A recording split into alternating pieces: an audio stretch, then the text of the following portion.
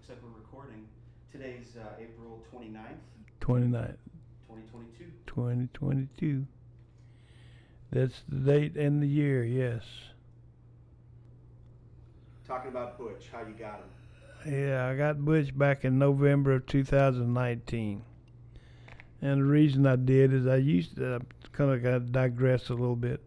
I used to raise Dalmatians. I had two of them, Rufus and Ramona. And Rufus was about 4.5 and Ramona was about 3.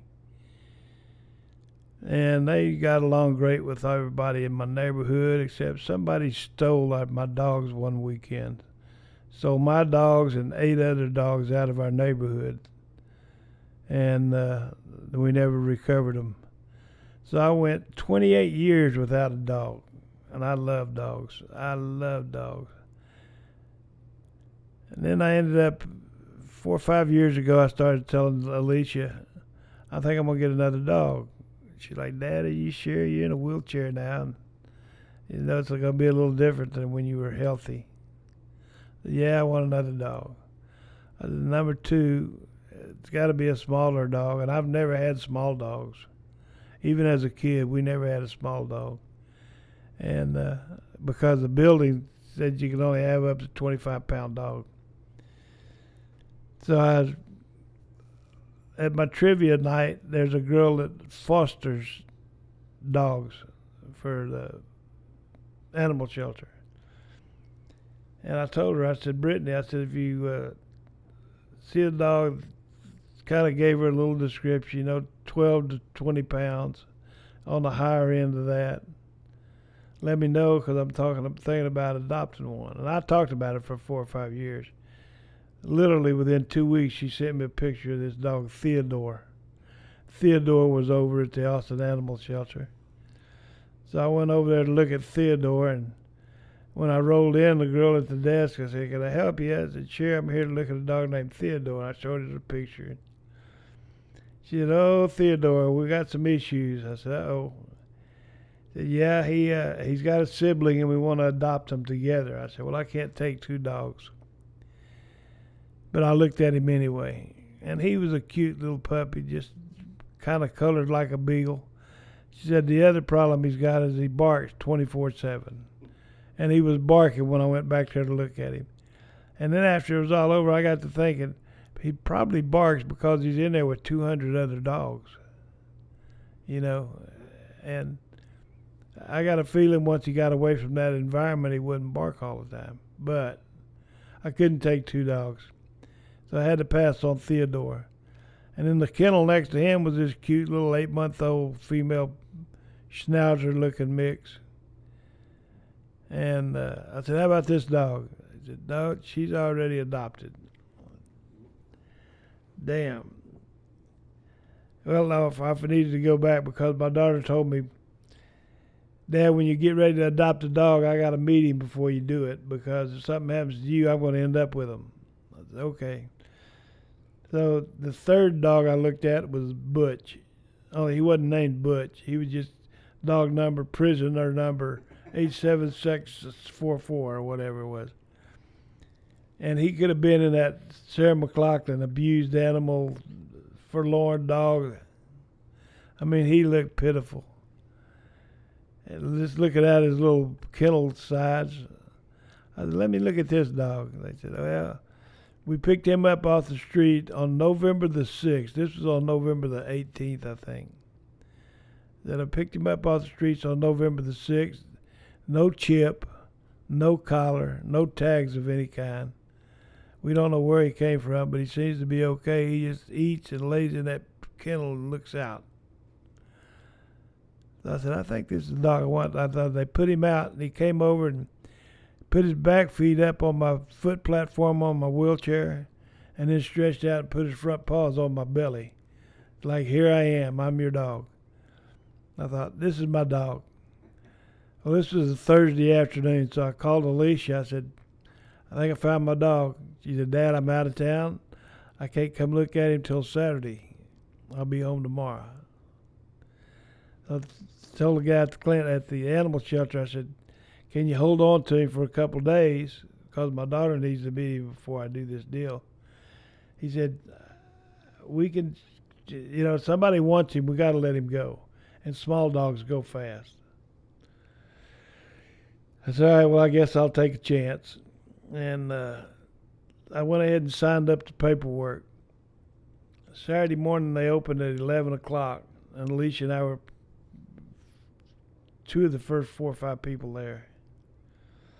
We go back, and there's Butch laying in that little cage looking out like, She's like, Dad, are you sure? This dog has no personality. Are you sure you want this dog? I said, that's the dog. And they wouldn't put him out because they hadn't held him long enough, is what they told us. I don't know. I said, well, I had him out of the cage the other day. They weren't supposed to do that. I said, oh. I said, well, let's go through with the adoption. I'm gonna take him. And the guy said, what name do you want to give him? I said, Larry. And Alicia's like, no, that's not a good name for a dog. I said, why? I want to name him Larry. He said, no, you can't name him Larry. I said, all right, then I'm going to name him Butch. After one of my cousins passed away. Butch was a little weird in his own way. I said, I'm going to name him Butch. Yeah, that'll do. So his official name is Larry Butch Corbett. And I adopted him on a Saturday morning. They said, you can come get him tomorrow afternoon because we're going to do the neutering surgery tomorrow morning at 10 o'clock. But you can pick him up at 4 o'clock Sunday afternoon. So Alicia went over and picked him up, and brought him home, and of course, he was all still drugged up from the anesthesia when we brought him home. We bought him that little bed over there against the wall. He slept in it the first night he was home. Has not slept in it since. He sleeps on that big bed or he sleeps on the couch. That's it. Every once in a while he'll lay down in that bed, but not very often. And he just decided, and Butch, he took to the name just, I started calling him Butch all the time, and he knew who I was talking to. And you can be standing around, he'll be looking off in the distance. I go, hey, Butch. He'll look at me. So that's how I ended up with old Butch. So on that, how about a segue into weird cousin Butch? Oh, my weird cousin Butch. He was the only child. His dad was one of my hell-raising uncles. And his mom was just goofy as shit. My Aunt Ruby. About as big around as this mic stand. And she wouldn't let Butch, his name is Robert, she wouldn't let him do anything. But my Uncle Bill, his name was William Robert, and Butch's name was Robert William. My Uncle Bill would let him do whatever. So he joined the Naval Reserve when he got out of high school. But he would fight at the drop of a hat. Wasn't afraid of anybody. Just crazy. He bought a Roadrunner when he got out, came home from his active duty tour of the Navy Reserve. Bought one of those Dodge Roadrunners, screaming like 440 Hemi. And there was a stretch of highway we used to run up and down, Palmer Highway in Texas City.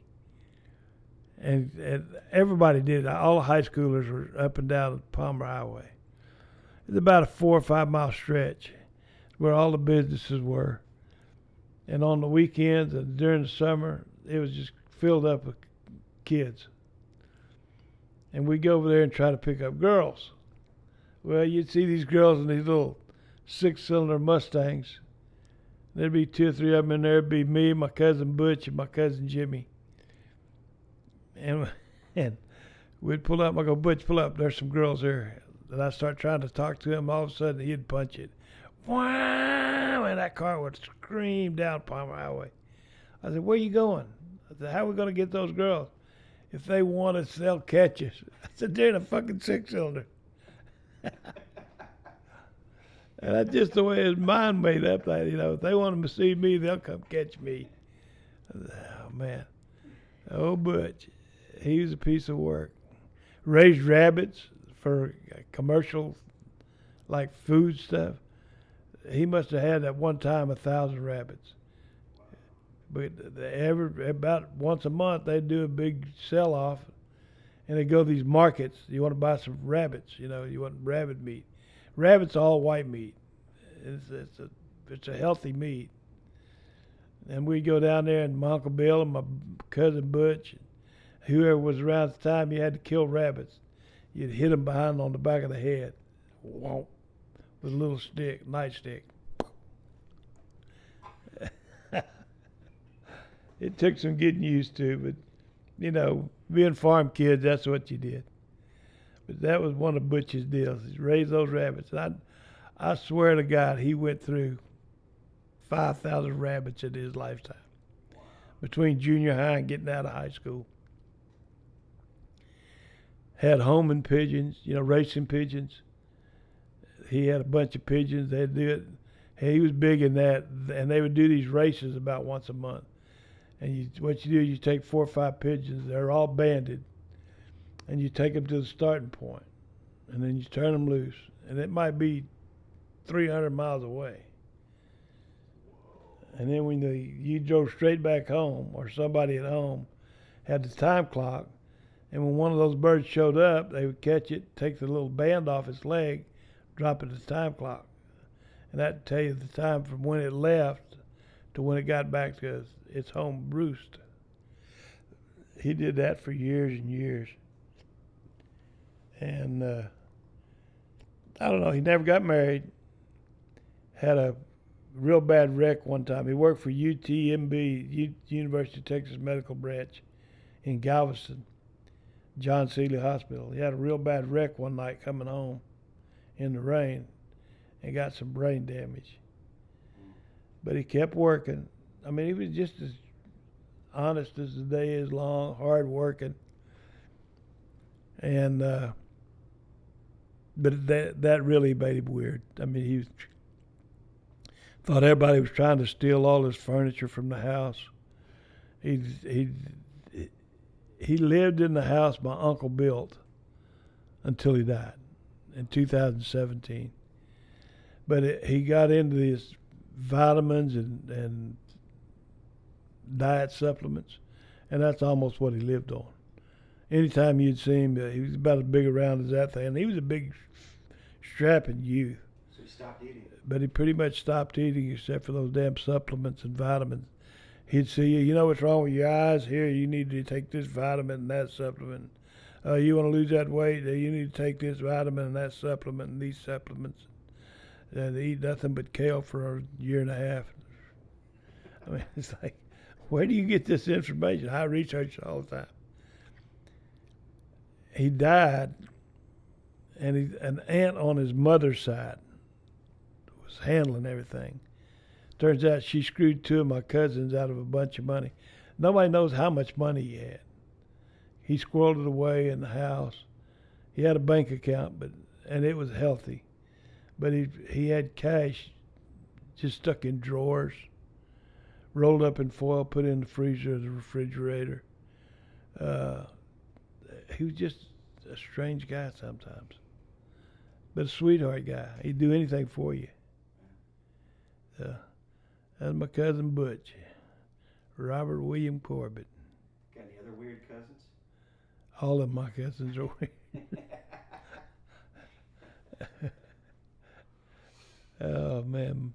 And my cousin Arthur, we called him Junie because he was Arthur Lee Corbett Jr., and they called him Junior, and then when he was real little, we called him Junie.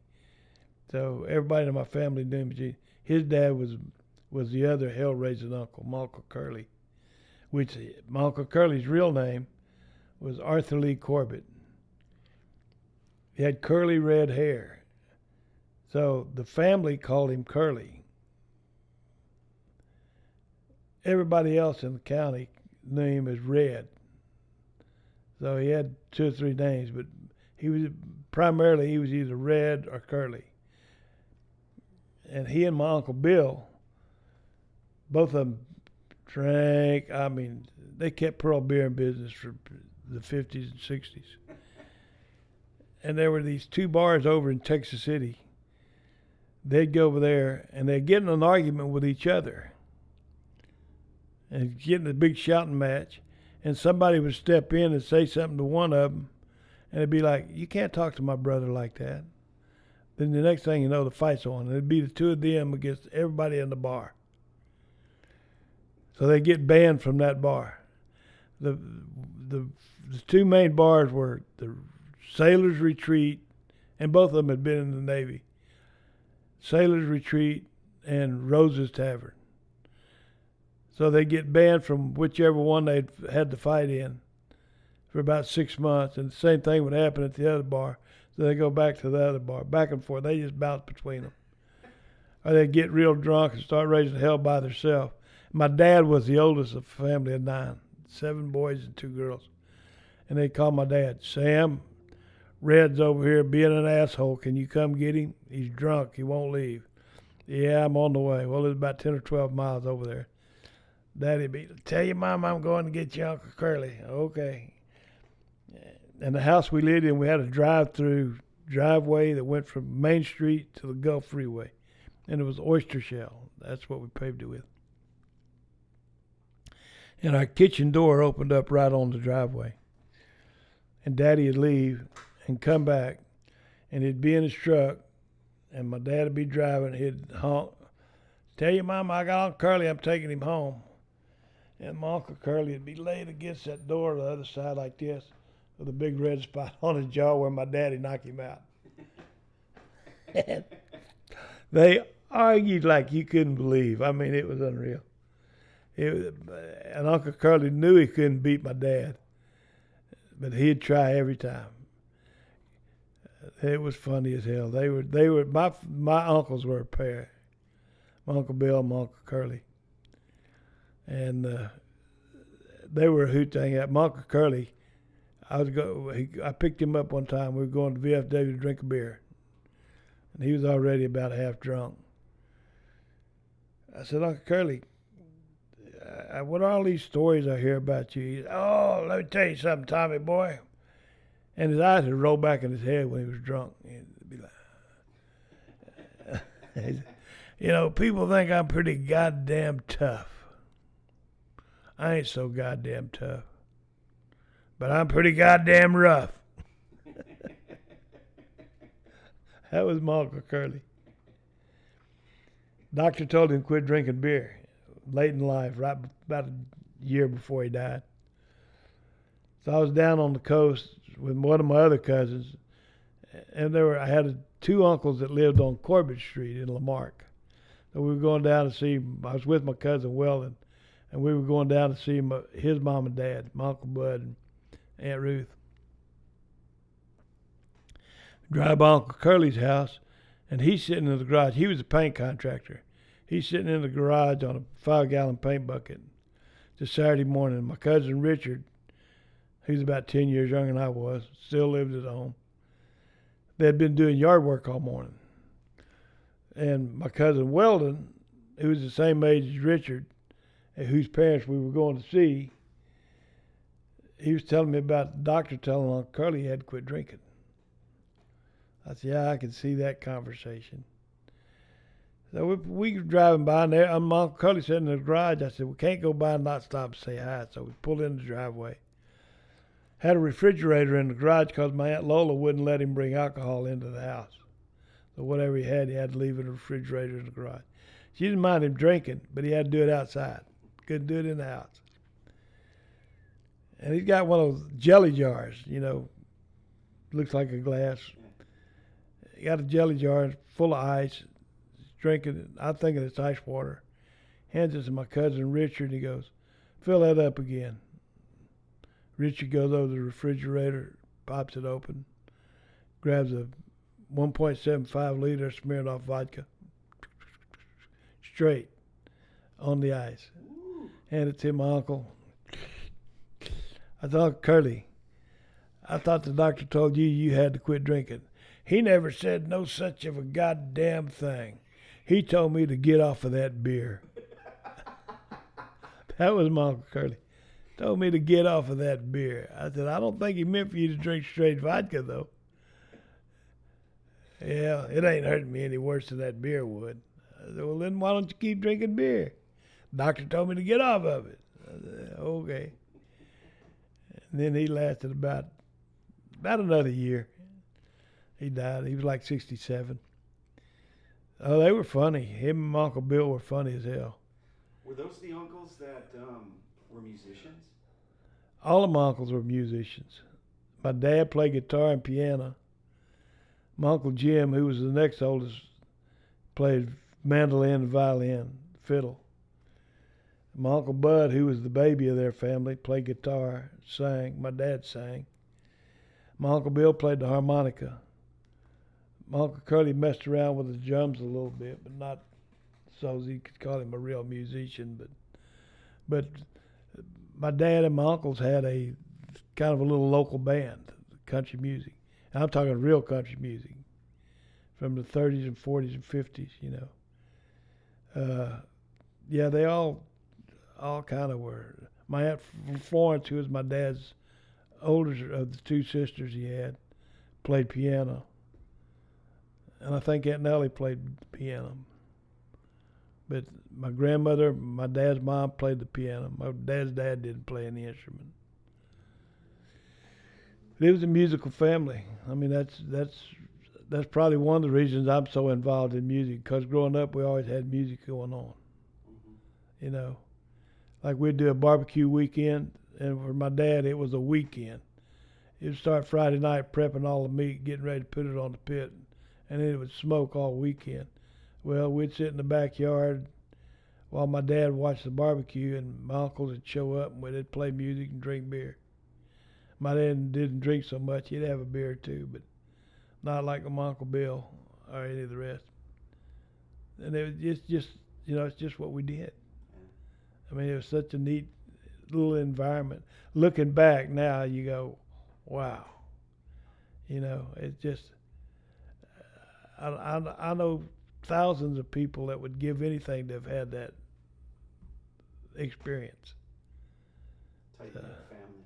Yeah, and you know, we all got along. We all fought with each other and screamed and hollered at each other. But when it came down to it, if you're going to mess with somebody in the Corbett family, you're going to mess with the whole damn family. I mean, it's just, you're not doing one of it. So, and it was one-on-one until it got out of hand. You know, if 2 or 3 people jumped you, oh, woe be unto those 3 people. And you go home, what happened? Oh, Charlie Ryan and George Green and so, they all kind of got into me. I got into an argument with Charlie, and it escalated. We'll take care of this shit. Well, my older brothers or my cousins. When I got to my 9th grade year, I had a cousin, my cousin Arthur, Junie. We couldn't call him Junie at school. We had to call him Arthur. And he was a badass. Oh, he was a badass. We had this kid that went to our church named Alan Burns, and Alan he was in high school, and at that time, Lamarck was one of the few school districts in the state of Texas that let their mentally challenged kids, retarded kids, matriculate with the main student body. And you know, they would go to some, like a music class or an art class, and then they had special education classes, but they wanted them to interact. And Alan Burns went to our church, and Alan was a junior in high school, but he had the mental capacity of an 8-year-old. And he had a red felt, I'll never forget this, a red, you know, regular old felt baseball cap. No letters on it, nothing. And the way the school was set up, the main school building was up here, and then they had a choir building, music building, and a band building.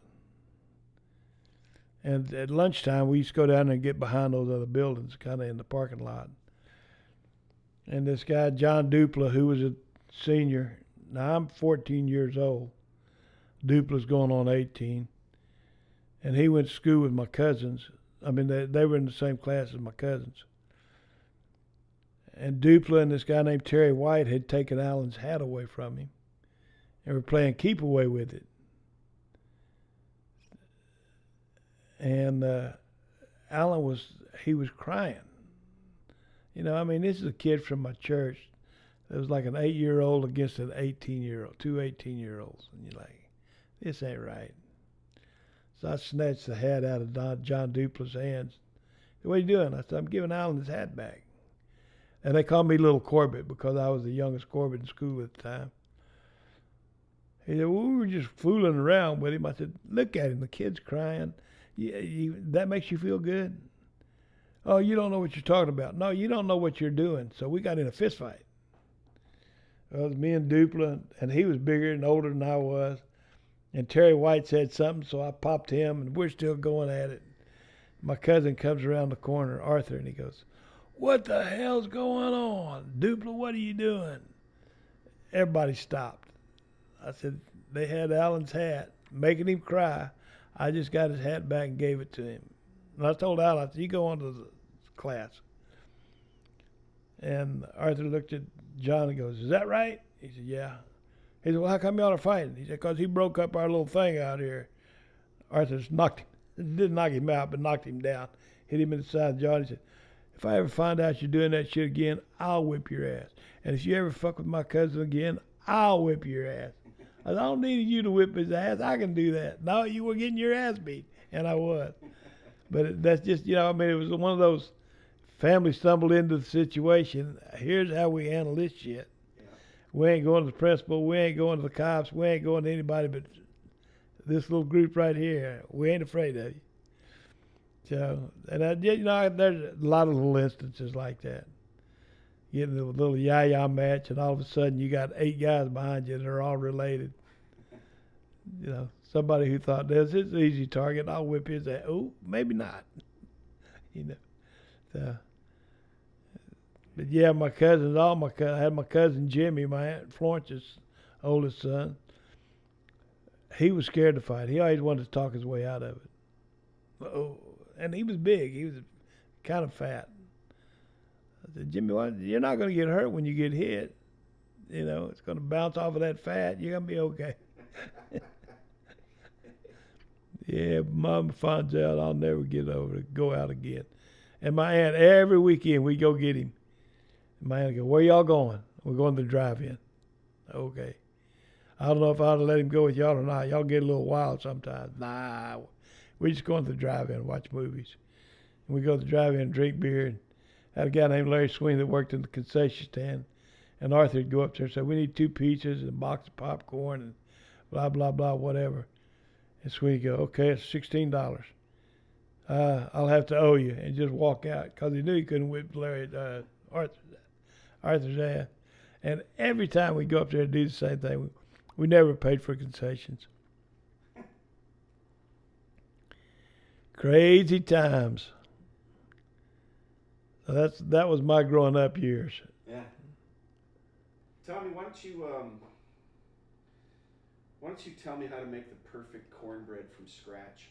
Oh, cornbread from scratch.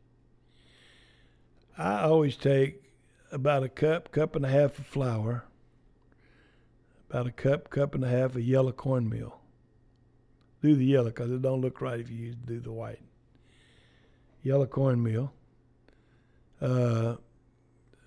Maybe a half a teaspoon of baking powder, about a quarter of a teaspoon of baking soda, pinch of salt, sugar to your taste, because you can get it too sweet if you're not careful. I usually use about a third of a cup of sugar. Honey? No? Do what? Honey? Maybe? No, you could use honey, but it's better to use the honey when it comes out of the oven. About a third of a cup of sugar, 2 eggs, and then mix it all up with milk until you get cake batter consistency. And you don't want it too runny, but you don't want it too stiff either. Mix it up good. In a greased 9 by 13 pan or a cast iron skillet, 10-inch cast iron skillet. You want to take butter or some kind of oil and coat the inside of the pan really well. And then pour that mix in here. Put it in the oven that's been warming up at 375 degrees. Takes about 25 minutes. But to make sure, you take a toothpick, and when you pull it out, you stick that toothpick in the middle of it, pull it out. As long as there's nothing on that toothpick, it's ready. You're still getting little yellow parts on there. Cook it a little longer. And then when you take it out of the oven, oh man, put you some butter on it right away, or some honey, or butter and honey. It's good. Sounds good. And I used to cook all our holiday meals when I was married. I cooked turkeys and dressing, stuffing. Is there a secret to a good turkey? Do what? Is there a secret to a good turkey? Put it in the oven, leave it alone. But I like to make my own cornbread to make the dressing with. And I'd always make 2 pans, which was twice as much as I needed. Because when you cook it, I'd usually cook it the night before. You take it out of the oven while it's still warm. Cut one of them up and put a little butter on there. Oh, man. You'll eat a whole pan of it. And everybody's like, well, why do you make so much? You'll find out. You'll find out. And it was kind of funny because when Alicia was still married, her husband's mom and stepdad had a winter home in Scottsdale, Arizona. So we went over there from L.A. one year for Thanksgiving with the proviso that I was going to cook the turkey and the dressing. So John's mom called me and goes, how much Jiffy mix do we need? I said, we don't need any. She said, what do you mean? I said, I don't use mix. I said, but get a 2-pound bag of yellow cornmeal, a 2-pound bag of flour. Make sure you got some eggs and some milk, blah, blah, blah. All right. So we get there the night before Thanksgiving. I said, I'm going to cook the cornbread for the dressing tonight. So I mix it all up, and she watches the whole thing. She's like, it looks like that's going to be pretty good. I said, yeah, it will be. I'm proud of my cornbread. I cooked it, and she's like, why so much? There's only going to be 5 of us here. I pulled it out of the oven and started cutting it up, and Alicia said, here's why. She went over there and cut a big hunk out, cut it open, and put butter in there, handed it to Pam. Pam went, oh, my God. We ate one whole pan that night. She said, what would it take to make another pan? I said, you watch me. You got the makings, make another pan. I mean, we ate a 9 by 13 pan in about 30 minutes. Who gets credit for teaching you that recipe? My mom. My mom was a good cook. Just, I don't know, I can't, like cooking my beans, same thing, my mom. Anything I cook is pretty much my mom. Even my chili recipe. I fine-tuned it a little bit, but they're all basically my mom's recipes. Barbecue, I got a recipe for barbecue sauce my dad created that's kick-ass. It's a runny, liquidy stuff, but you baste all the time with it. It's too hard to make. So, and I'm not a big sauce guy anyway on barbecue. For some reason, barbecue pits kind of intimidate me a little bit. I'm not a good barbecuer. I can grill a steak, but as far as cooking a really nice brisket, I'm hit and miss. Sometimes it turns out perfect. Sometimes it turns out a piece of crap. What's the X factor? I don't know. I just can't figure it out. I think it's because I don't maintain the heat on the pit so well. That's when it turns into crap. Because you got to put it on, good barbecue is low and slow. You don't want your meat right over the coals. You kind of want it off to the side. Indirect heat. And you got to keep that temperature somewhere around 275 and let it cook for 6 or 8 hours. And I never watched this heat factor enough to make it work. I got a younger brother that's a hell of a barbecuer. He fires up his pit in Linden, and people come around wanting to buy barbecue. So he'll put a little ad in on Facebook. I'm barbecuing 16 briskets this weekend, and he'll sell them out. He'll sell them out, and they go for like $60, $70 a brisket. But it costs you $20 to buy one, you know. And people will come buy the whole. Instead of buying, let me have a quarter of a pound. No, you buy the brisket or you get the fuck out of here. I got somebody who's going to buy the brisket. You know, I'm not doing that quarter of a pound crap. No wax paper here. Nope, that's it.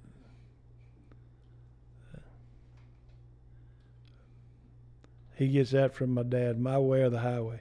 My dad was known to be the barbecue king, and it was a matter of he never charged anybody. Never charged anybody to barbecue something for him.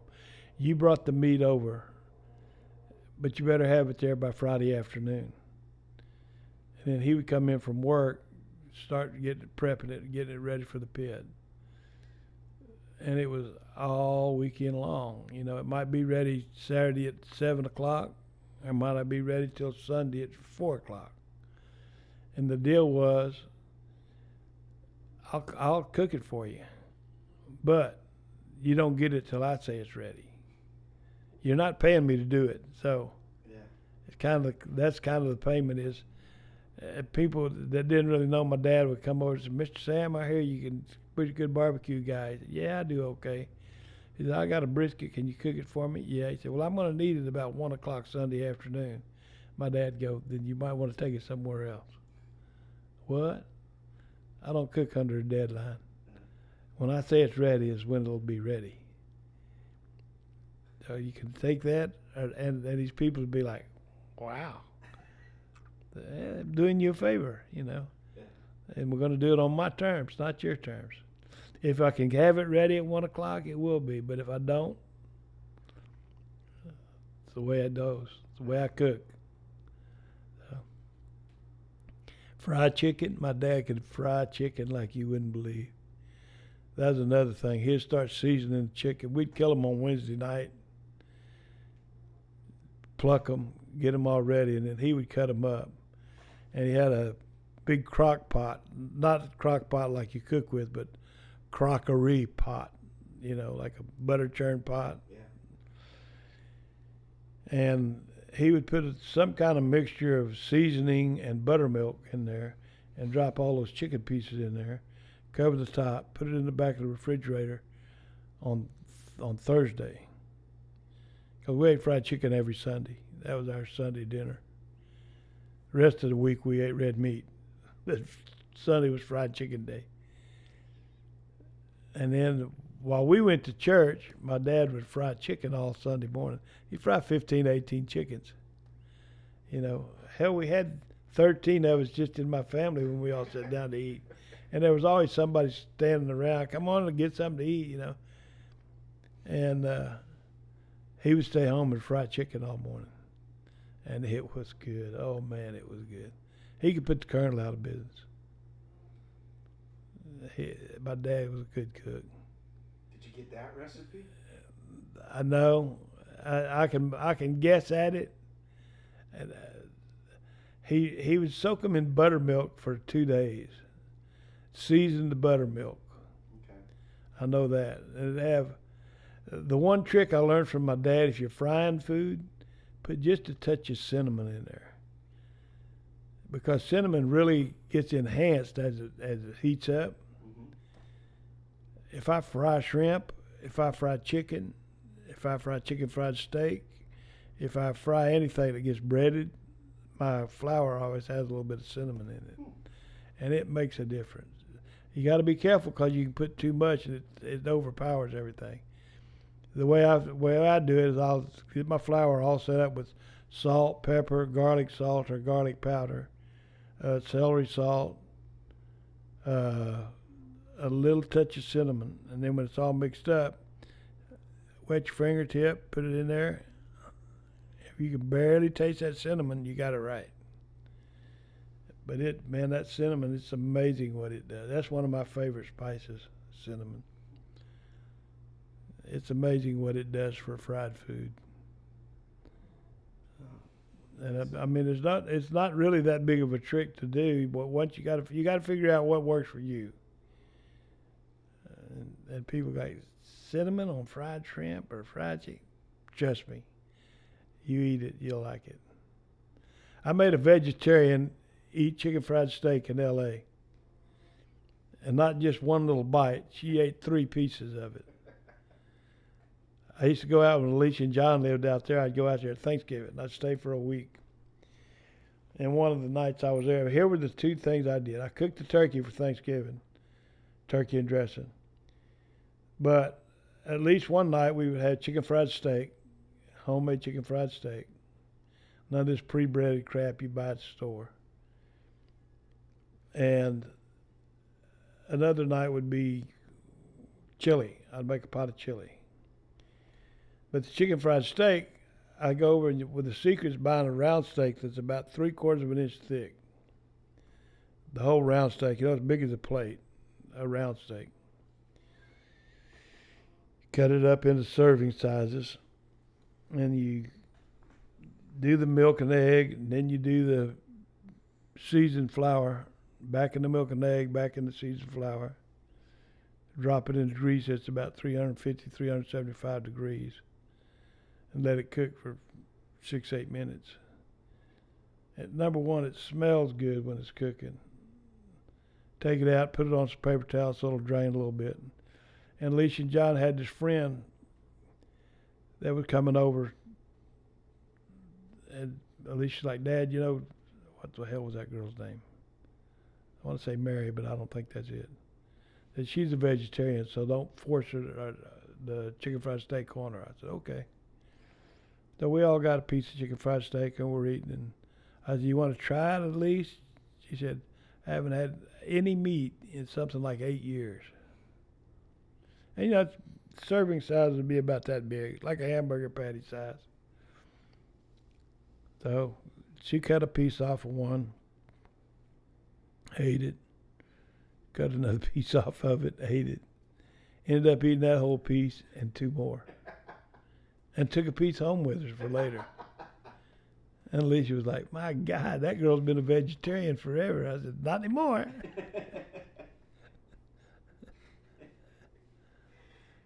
It was funny. Yeah, I do on the Sunday after Thanksgiving, I'd make a crock pot of chili. And all their friends would go, make it like you like it. Really? Yeah, okay, because I put some jalapeno in mine. And I'd make a crock pot, and they would eat about half a bowl. You could tell it was getting to them. So then it got to the point where John would go, make a pot for you, and then make a pot for the general public. I go, all right.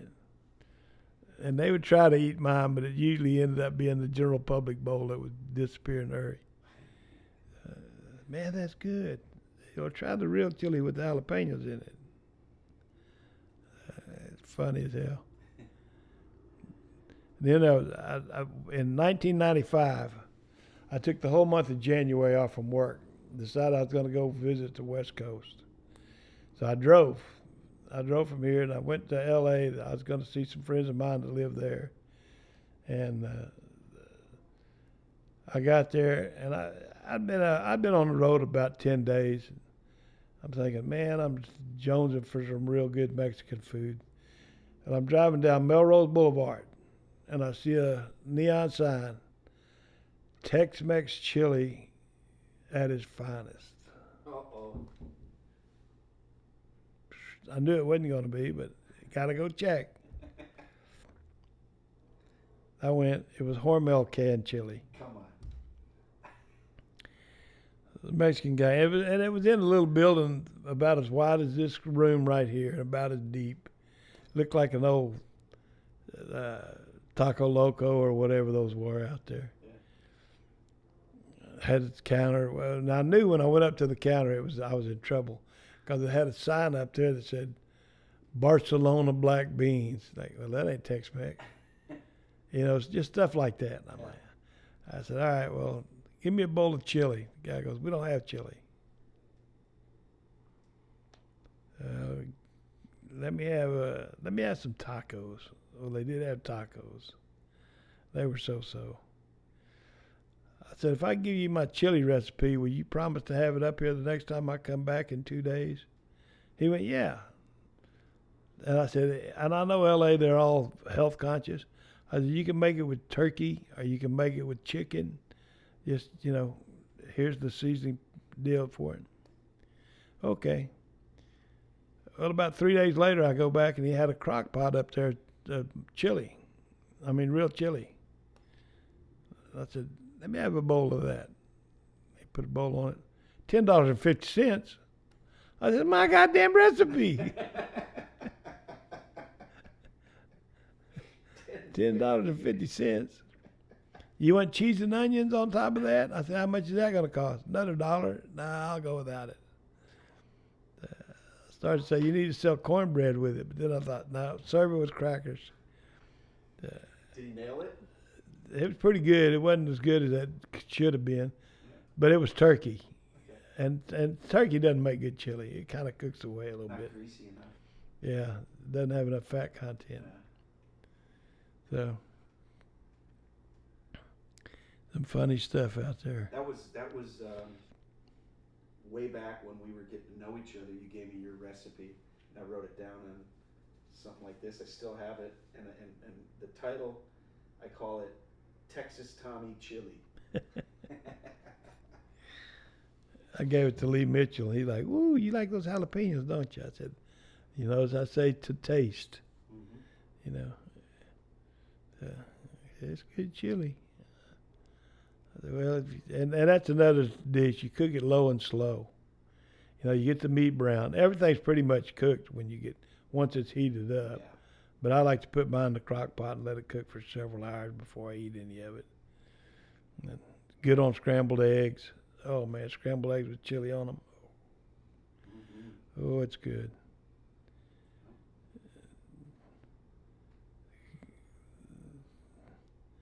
I like me some homemade chili. And everybody bitches about chili. You can't have real chili doesn't have beans. Well, yeah, it does. Growing up, my mom had pinto beans in every pot of chili she cooked. Of course, it might have just been filler and it's cheap filler, but I grew up eating my chili with beans in it. Everybody, do you put beans in your chili? Yes, I do. Yeah, I do. That's not real chili then. Well, yeah, it is. Well, then you cook the beans and put them on the side and then put the chili on them? No, I cook them in the chili. That's not real chili. Yeah, it is. I rarely encounter chili without beans, quite honestly. Anytime you go to a chili cook-off, they won't have beans in it. Oh, okay. And I don't know who started that rumor, but real chili doesn't have beans. That's bullshit. Mexicans put everything they could find in it. I've eaten chili with potatoes and carrots in it, peas, beans. My mom puts little like corn kernels. Yeah. Hominy. I love hominy. I can open a can of hominy, heat it all up, put butter on it, a little salt and pepper. That's just a meal by itself. All it is blown up corn. Yeah. Everybody, I don't like hominy. You like corn? Yeah, I love corn. Well, same thing. It's like I've got a sister-in-law. I said, you want some avocado? No, I don't like avocado. But she'll eat a bowl as big as that mixing board of guacamole. You know how they make guacamole, right? How? It's mashed up avocado. No, it's not. Trust me. I'll make you some and you'll eat it. And you can watch me make it out of that avocado I just offered you a slice of.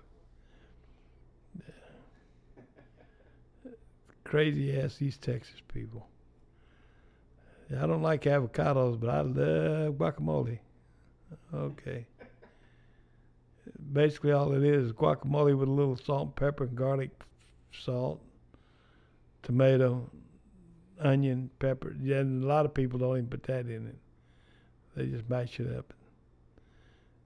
I draw the line at putting cream cheese, or sour cream, stuff like that in Oh, there. and the guac. Yeah. I don't go for that so much. Queso dip. Everybody's got to get. And I don't know who started this. You take a basic dish, and we're going to make it ultra fancy. Queso. It's got to be queso flameado. 3 different cheeses melted.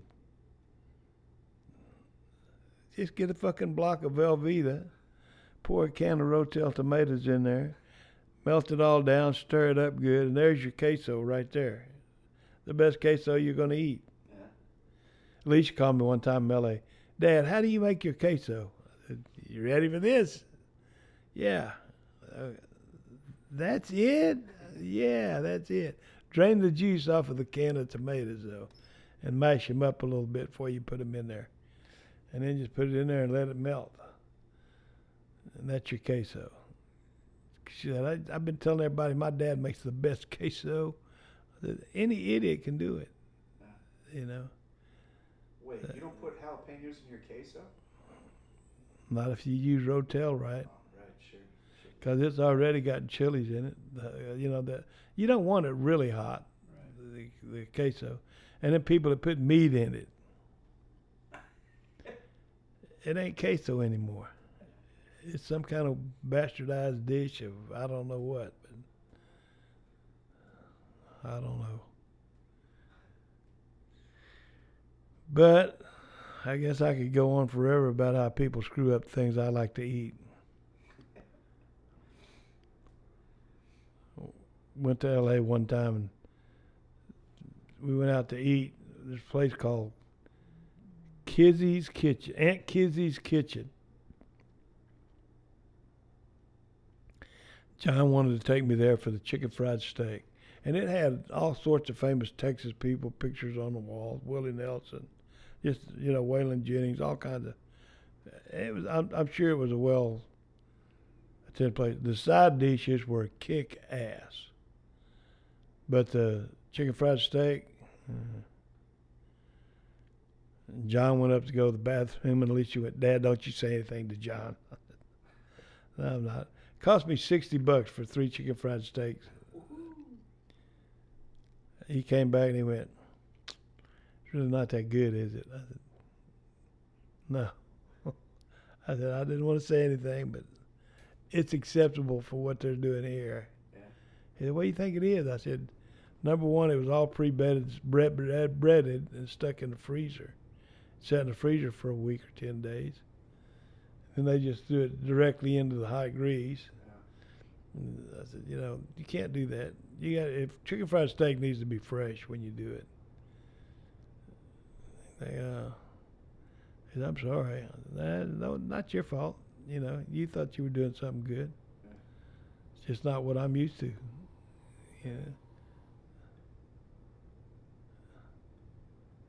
But there's a lot of that.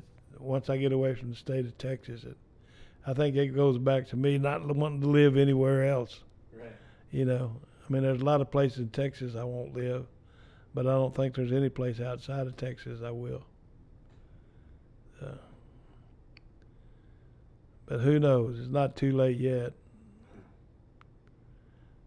Almost not too late. As I respect about you, Tommy, your sense of adventure. Always moving forward. I never really wanted to go stay anywhere that long. I'd go out and kind of feel the edge out there. But then I got to get back into Austin. Even when I went out of town to work, on the weekends I had off, and I did that. I had Alicia. 90% of the time I came home. I maintained a residence in Austin. I might have an apartment down there, work during the week, but then on the weekend, my ass came home. I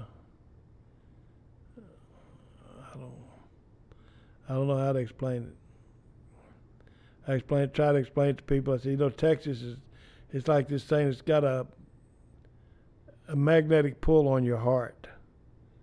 You know, somebody told me in Texas, somebody who spends the first half of their life trying to get out of Texas and the last half of their life trying to get back in. And it's true. I mean, I back in the late 80s and early 90s, I was installing closed-circuit TV systems for high schools, Channel 1. And we were installing some in California. We worked on the West Coast quite a bit. And we went to this place, and this guy came in. And of course, I used to wear boots and jeans and a cowboy hat all the time. Guy goes, "Where you from?" I said, "Austin, Texas." "Oh, man, how are things at home?" Well, my working partner was a guy from Chattanooga, Tennessee, who lived in Austin. He's married to a woman in Austin. And we're shooting the shit. And I asked the guy, I said, "Where are you from?" He said, "El Paso." And we have this conversation. He leaves, and Wayne looks at me and went, "What is it about you people from Texas?" He said, "El Paso, 650 miles from Austin." He finds out you're from Texas. "How are things at home?" I said, "Once you're inside that border, buddy, it's all home." That's just the way we are, you know. He said, "I just never seen anything like it." Well, you saw it happen to me a few years back. I left and had to come back. It's somehow or another it gets a hold on your heart that you can't break. And I tell that to a lot of people that have moved here from somewhere else. And they can say, "Well, I'm going back home." Well, I understand that, but you'll be back here. This is home now. Nah. They'll move off for 5 years and come back home. Couldn't stay away. Yeah. I knew within months. I was like, uh-oh.